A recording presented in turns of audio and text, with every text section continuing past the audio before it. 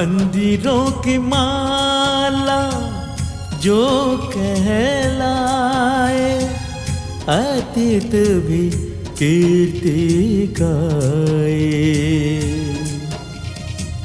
पत्थरों पे अद्भुत चारु कलाए, पत्थरों पे अद्भुत चारु कलाए, सारे जग को भाए। अपनी राजधानी अति सुंदर, बड़ा मन भावन ये अपना शहर है, बड़ा जिंदा दिल ये शहर भुवनेश्वर, भुवनेश्वर, भुवनेश्वर। मंदिरों का शहर भुवनेश्वर, देवों का ये घर भुवनेश्वर।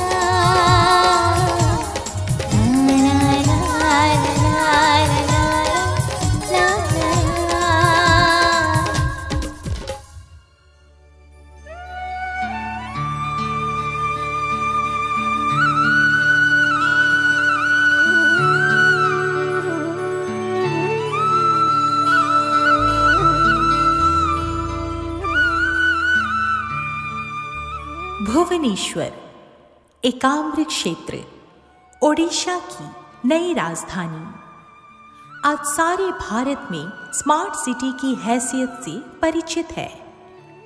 चौड़ी पक्की वन वे सड़कें, भव्य इमारतें, जगमगाती एलईडी युक्त स्ट्रीट लाइट, दीवारों पर बने ऐतिहासिक पटचित्र, साफ सुथरा शहर। सच में सुंदर और आकर्षक है ये शहर। इसे राजधानी बने अभी कुछ ही समय बीता है। देश की आजादी के साथ ही हमारा राज्य ओडिशा एक स्वतंत्र राज्य बन चुका था। शतकों से राजधानी बना कटक एक काफी पुरातन शहर था।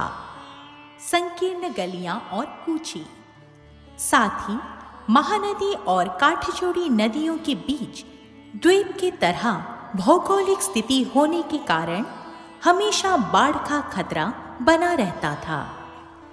बहुत विचार विमर्श के पश्चात एकाम्र क्षेत्र भुवनेश्वर को नई राजधानी बनाने का फैसला लिया गया। उस वक्त भारत के 2 राज्यों की राजधानी बनाना तय किया गया था, पंजाब के लिए चंडीगढ़ और उड़ीसा की भुवनेश्वर। जर्मनी के एक आर्किटेक्ट ने इनका डिजाइन किया था। अप्रैल 13 सन 1948 को भारत के तत्कालीन प्रधानमंत्री जवाहरलाल नेहरू ने इसका शिलान्यास किया था। उनके साथ थे नई राजधानी के शिल्पकार डॉक्टर हरिकृष्ण मेहताब। गढ़ उठी एक नई नगरी। उड़ीसा के लोगों ने शहरी सभ्यता को अपना लिया। क्रमशः दिन बीतते गए। सूर्य उदय से पहले भुवनेश्वर जाग उठता है। आजकल शहरवासी बहुत जागरूक हो गए हैं। प्रातः की लालिमा के साथ ही हाथों को हिलाते डुलाते मॉर्निंग वॉक का नजारा। सुबह होते ही ये शहर हो उठता है चल चंचल। भीड़ भाड़, हर कोई व्यस्त, एक दूसरे से आगे बढ़ने की होड़।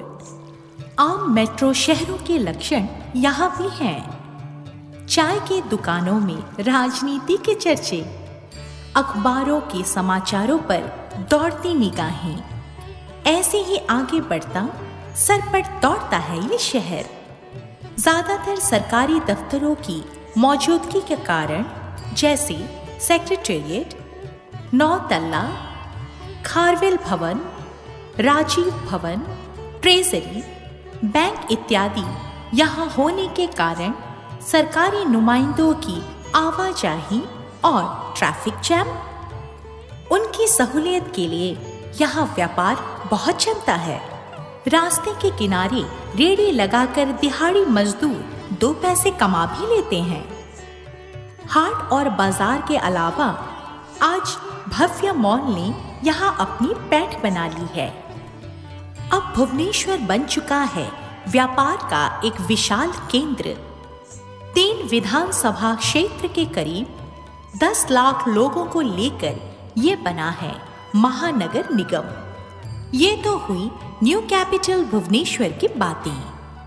अब हम वक्त के पहिए को जरा पीछे मोड़कर देखें इसके गौरवशाली इतिहास को, इसके अदम्य साहस भरी गाथाओं को, जिस पर आज हम गर्वित हैं, जिसने हमें पहचान दी है। आज हमारी पहचान का सूत्र बना है यही भुवनेश्वर। पुराना भुवनेश्वर ही हमारा वास्तविक परिचय है।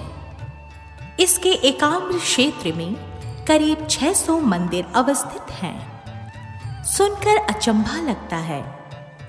यहाँ है देवों के देव महादेव प्रभु भोलेनाथ का सबसे ऊंचा पवित्र लिंगराज मंदिर, जिसके इर्द गिर्द हैं सैकड़ों मंदिर। इसी कारण से इसे मंदिरों की माला भुवनेश्वर भी कहा जाता है।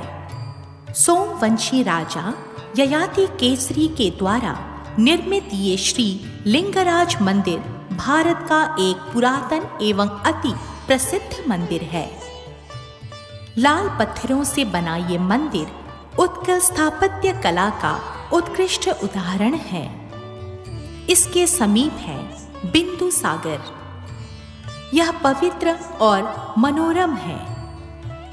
यह धारणा है कि भारत की प्रत्येक पवित्र नदियों, झरनों और पुष्करणियों का जल एकत्रित होकर बना है ये बिंदु सागर। शिवरात्रि के अवसर पर यहाँ लिंगराज की जागर यात्रा तथा अशोकाष्टमी में रुकुना रथ यात्रा सारे एकाम्र क्षेत्र को भक्ति रस से सराबोर कर देते हैं।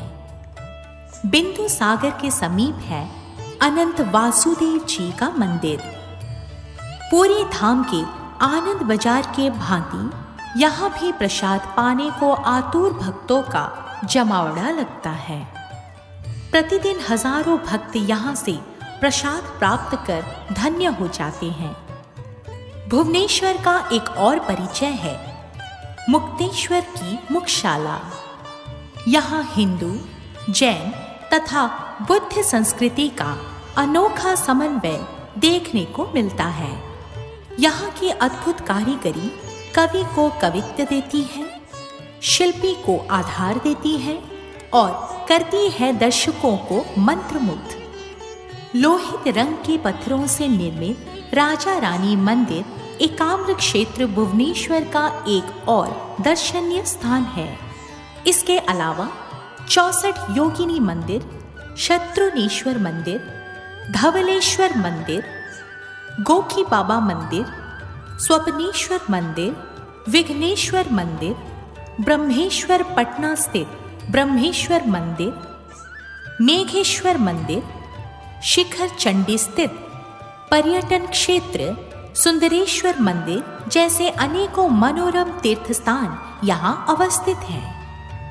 ये सारे देवालय और इनके आसपास का मनोरम दृश्य मन को अति आनंदित करता है। भुवनेश्वर में ही है खंडगिरी और उदयगिरी। सम्राट खारवेल के स्वर्णिम शासन काल में बनी ये महान अविश्वसनीय किंवदंती कलाकृतियां, पहाड़ काटकर बनाई गई गुफा जिसके अंदर है 2 मंजिला प्रासाद, तपस्या स्थल, सचमुच अद्भुत है ये स्थापत्य कला। दीवारों पर खुदे तत्कालीन लेख इसकी भव्य प्राचीनता के गवाह हैं। जैन मुनि की तपस्या और साधना इस स्थान के वातावरण को अत्यंत गंभीरता एवं आध्यात्मिकता से भर देती है। माघ सप्तमी के अवसर पे यहाँ खंडगिरी यात्रा आयोजित की जाती है। धुनी जल उठती है। यज्ञ आदि के साथ मेले की चहल पहल आकर्षण का केंद्र बन जाती है। इसी समय ओडिशा की प्रसिद्ध यात्रा पार्टियां यहाँ अपने अपनी यात्रा का प्रदर्शन करती हैं। माहौल रुचिकर हो उठता है। 261 ईस्वी पूर्व दया नदी के तट पर हुआ था कलिंग युद्ध। यही सम्राट अशोक चंडाशोक से धर्माशोक में परिणत हुए थे। बौद्ध धर्म के अपूर्व दर्शन से प्रभावित हुए थे मगध सम्राट अशोक। धौली पर्वत के जिस स्थान में शांति स्थापित हुई वहीं पर निर्मित हुआ शांति स्तूप धौली, जो युग युग से शांति का संदेश देता आ रहा है। शतकों की संस्कृति व परंपरा का निर्वाह करता भुवनेश्वर आहिस्ता आहिस्ता आधुनिकता की सीढ़ियां चढ़ता गया। गमनागमन की सुविधा हेतु 16 नंबर राजपथ इस शहर के बीच से होकर गुजरता है। राज्य के प्रमुख बस स्टैंड बरमुंडा से असंख्य बसें प्रतिदिन राज्य और राज्य के बाहर विभिन्न स्थानों की ओर यातायात करती है। इस शहर से गुजरती है ईस्ट कोस्ट रेलवे लाइन, जो शहर को देश के विभिन्न शहरों से जोड़ती है। उसी तरह भुवनेश्वर में है बीजू पटनायक अंतर्राष्ट्रीय हवाई अड्डा, अर्थात सड़क, रेल और विमान की हर सुविधा से सुसज्जित है ये शहर। राजधानी बनने के पश्चात यहाँ सचिवालय, विधानसभा गृह, आंचलिक विज्ञान केंद्र, रीजनल इंस्टीट्यूट ऑफ एजुकेशन, राज्य संग्रहालय, पठानी सामंत प्लानिटोरियम, एकाम्र कानन इत्यादि का निर्माण हुआ। शिक्षा के प्रचार व प्रसार के लिए उत्कल विश्वविद्यालय, KIIT University, Infosys, Silicon, Sai International School, DAV School, Loyola School, Xavier School जैसे अनेक अंग्रेजी माध्यम स्कूलों की रचना हुई। देश विदेश के अनेकों विद्यार्थी यहाँ अध्ययन करने आए और भुवनेश्वर हो गया एक एजुकेशनल हब। समय के साथ अग्रगति करते हुए भुवनेश्वर बन गया स्मार्ट सिटी।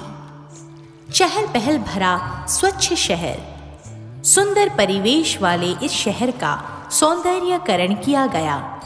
भुवनेश्वर चर्चा का केंद्र हो उठा। पढ़ाई के साथ संगीत, रंगमंच और नृत्य आदि कला के विकास में अपना योगदान किया।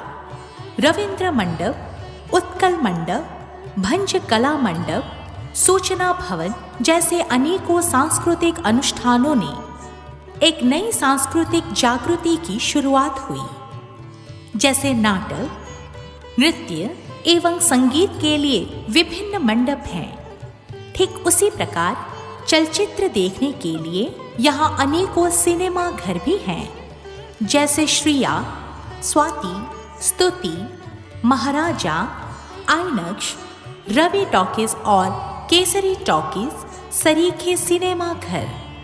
सबसे महत्वपूर्ण बात यह है कि चलचित्रों के विकास के लिए राज्य सरकार द्वारा संचालित कलिंग स्टूडियो भी इस शहर में अवस्थित है। यहाँ हम थिएटर, सिनेमा, प्रदर्शनी, म्यूजियम इत्यादि भी देख सकते हैं। भुवनेश्वर से थोड़ी ही दूरी पर है नंदन कानन, भारतवर्ष का प्रसिद्ध प्राणी उद्यान। यहाँ पर्यटकों की भारी भीड़ उमड़ती है। प्राकृतिक परिवेश में पशु पक्षियों का आवागमन यहाँ पर देखा जा सकता है। यहाँ के चुलन झील में नौका विहार, रोपवे और टॉय ट्रेन आदि ने काफी प्रसिद्धि अर्जन की है। नंदन कानन के समीप है बॉटेनिकल गार्डन, जो विभिन्न प्रजाति के वृक्ष, लता एवं औषधीय गुणों से परिपूर्ण पौधों से भरा पड़ा है और आकर्षण का केंद्र है। सच में शिक्षणीय व मनोरंजक है ये अनुपम उद्यान। खुली हवा, खुला स्थान एवं बच्चों के खेलने की हर सुविधा है इस शहर में। फॉरेस्ट पार्क, एकाग्र कानन, बुद्धा पार्क, इंदिरा गांधी पार्क इत्यादि की गिनती राजधानी के प्रमुख पार्कों में की जाती है। सवेरे शाम यहाँ बहुत भीड़ लगती है। व्यापार एवं पर्यटन के लिए प्रतिदिन इस शहर में हजारों लोग आते हैं।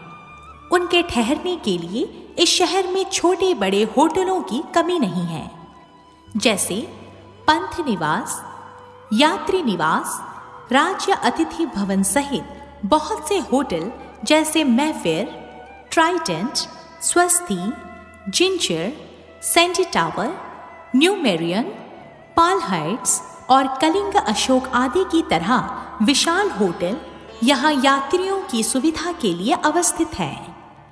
एजुकेशन हब की तरह यह शहर खेल कूद में भी दुनिया में विख्यात हो गया है। खासकर हॉकी वर्ल्ड कप के बाद से ही ये शहर विश्व विख्यात हो गया है। कलिंग स्टेडियम का स्पोर्ट्स कॉम्प्लेक्स उन्नति के पथ पर अग्रसर है। बदलते वक्त के साथ ये शहर स्वास्थ्य के प्रति जागरूक होता जा रहा है। स्वास्थ्य ही संपदा है, ये बात सभी जान गए हैं। स्वास्थ्य की देखरेख एवं इलाज के लिए भुवनेश्वर में अनेकों नामी गिरामी अस्पताल हैं, जिसमें राज्य सरकार का कैपिटल हॉस्पिटल, केंद्र सरकार का एम्स, निजी अस्पतालों में अपोलो, कलिंग हॉस्पिटल, किम्स, सम हॉस्पिटल और हाईटेक जैसे बड़े बड़े अत्याधुनिक मेडिकल कॉलेज और अस्पताल इस शहर में अवस्थित हैं। इसके अलावा आयुर्वेदिक कॉलेज तथा होम्योपैथिक कॉलेज भी है यहाँ। हर क्षेत्र में सुदृढ़ और परिपूर्ण है अपना ये शहर भुवनेश्वर। आज ये राजधानी है जागरूक व सुंदर शहर, जिसके आधारशिला है कई लोगों का कठिन परिश्रम, समर्पण और इच्छा शक्ति का अविस्मरणीय योगदान। इसके अतीत का गौरव अनंत काल तक बनी रहे इसकी सांस्कृतिक धरोहर, इसकी महानता और जिंदा रहे हमेशा इसकी गौरवमय गाथा। मंदिरों की माला जो कहलाए, अतीत भी कीर्ति गाए। पत्थरों पे अद्भुत चारु कलाए, पत्थरों पे अद्भुत चारु कलाए, सारे जग को भाए। अपनी राजधानी अति सुंदर, बड़ा मन भावन ये अपना शहर है। बड़ा जिंदा दिल ये शहर भुवनेश्वर, भुवनेश्वर, भुवनेश्वर। मंदिरों का शहर